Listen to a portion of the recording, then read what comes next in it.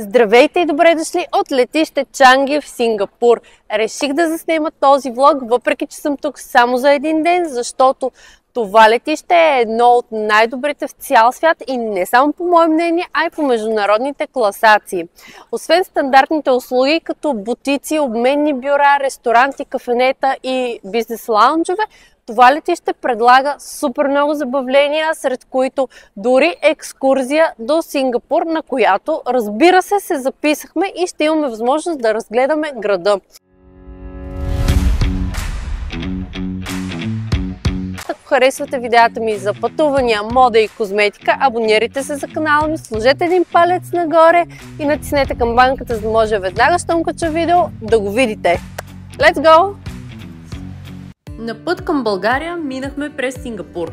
Току-що кацнахме и веднага се включвам, за да ви запозная с програмата ни. Предстои да отидем към терминал 2, защото сме си запазили безплатна екскурзия за разходка из Сингапур.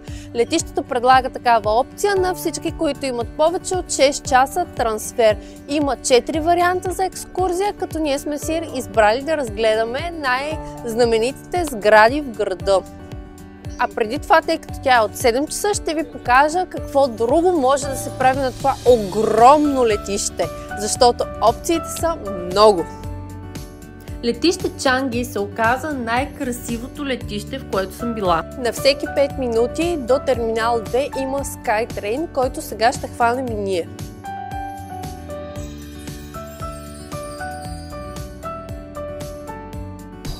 Това се случи с мен на летището, докато си оправям шапките, съм си забравила куфара, продължих през митническия контрол и Дани ме пита, пак куфар ми избяга. Това влакче се кара само.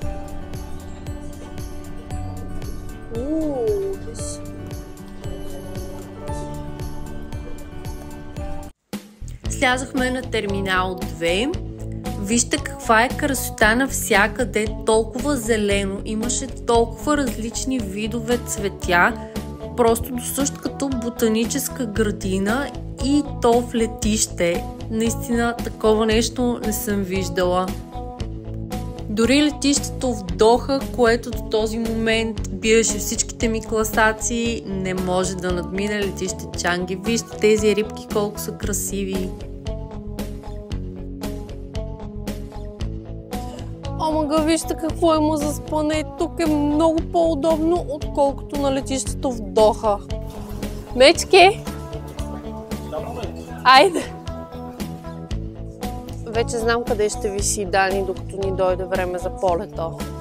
След като предварително се регистрирахме онлайн за желаната от нас екскурзия, трябваше да се явим и на място на терминал 2, да предоставим документи и да ни запишат. Закачиха ни по ето такъв стикер и сега отиваме да си... отиваме да си оставим багажа. Докато търсихме къде да си оставим багажа, минахме през магазините на модните диктатори. Великолепни са! Ето го и Luggage Store, таксуваха ни по $16. И градината с пеперудите. Нещо невероятно беше. Тук има и градина пълна с пеперуди. Вътре беше тъмно, много влажно и имаше уникално красиви пеперуди. Погледнете какви прекрасни цветове са те. Хапват си ананасчета. Наистина имаше всякакви много интересни видове. Между другото започна да вали ужасно и си мислехме, че екскурзията ни ще се отмени. Вижте тази какви крила има. Уникални са.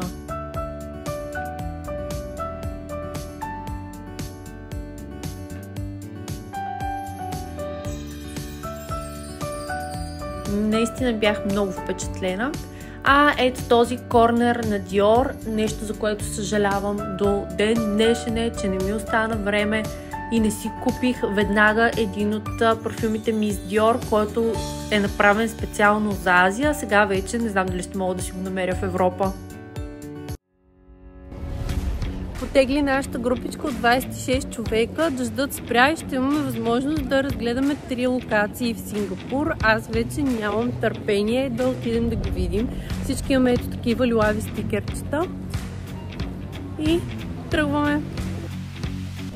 На имиграционния контрол ме спряха. Искаха да си повтарям данните. 3 имена, година на раждане, място на раждане и всякакви такива неща. Беше супер странно. Оттегляме!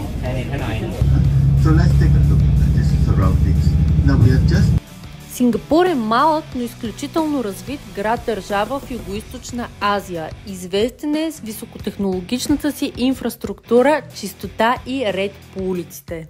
Той е финансов център и туристическа дестинация с много атракции, като Марина Бей Сандс, ботаническата градина Gardens by the Bay и множество хранителни изкушения, които така и не успях да опитам, но следващия път.